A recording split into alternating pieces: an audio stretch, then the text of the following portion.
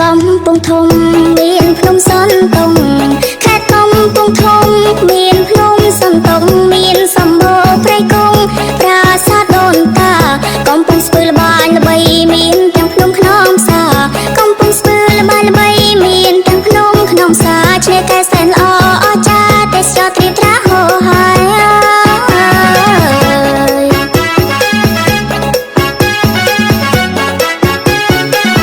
បៃលិនត្បូងល្អថាកំរមានណាំងបៃលិនត្បូងល្អថាកំរមានណាំងសៀមរាបសែនឡលាំងមានប្រាសាទអង្គរកំពតដួងចិនមានភ្នំបូកគោសែនល្អ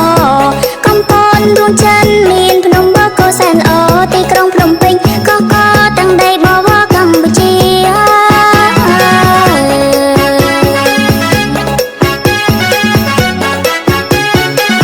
ស្ទឹងត្រែងព្រះវិហារគឺជាទីមនោរម្យស្ទឹងត្រែងព្រះវិហារគឺជាទីមនោរម្យមណ្ឌលគិរីសុខុមសម្បូរព្រៃភ្នំប្រឹងសាបាត់ដំបងល្អឆើតមានទាំងម្ហូបឆ្ងាញ់ពិសាបាត់ដំបងល្អឆើតមានទាំងម្ហូបឆ្ងាញ់ពិសាក៏កងបានទៅទស្សនាតាក់ទាញចិន្តាបងប្អូនប្រុងស្រី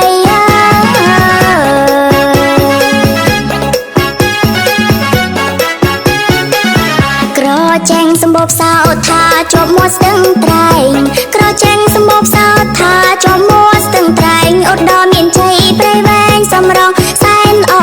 ងកំពុងសោមនៅឆ្ងាយអគារតូចធំច្រើនអនេកកំពុងសោមនៅឆ្ងាយអគារតូចធំច្រើនអនេកបន្ទាយមានជ័យល្អប្លែកស្វែងរៀងក៏ផ្លែកនៅក្នុងចិនណា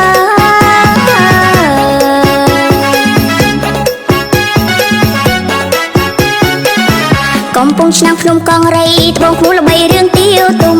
កំពុងឆ្នាំងភ្នំកង្រីត្បូងភ្នំល្បីរឿងទាវទុំខេត្តកណ្ដាលជាទីប្រជុំវប្បធម៌ថ្លៃថ្លាតាកែវល្អស្រង់មានភ្នំជីសូផងណា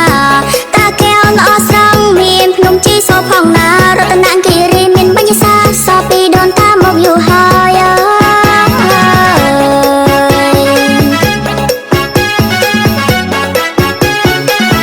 ខេត្តកំពង់ចាមមានស្ពានគីសូណាខេត្តកំពង់ចាមមានស្ពានគីសូណាគិរីរំសែនអស្ចារ្យទេសចរហូរហើយពោធិ៍សាត់ល្បាញល្បីប្រវត្តិទាំងដីជាតិខ្មែរពោធិ៍សាត់ល្បាញល្បីប្រវត្តិទាំងដីជាតិខ្មែរលោកតាឃ្លាំងមឿងពូកែយើងត្រូវតែដឹង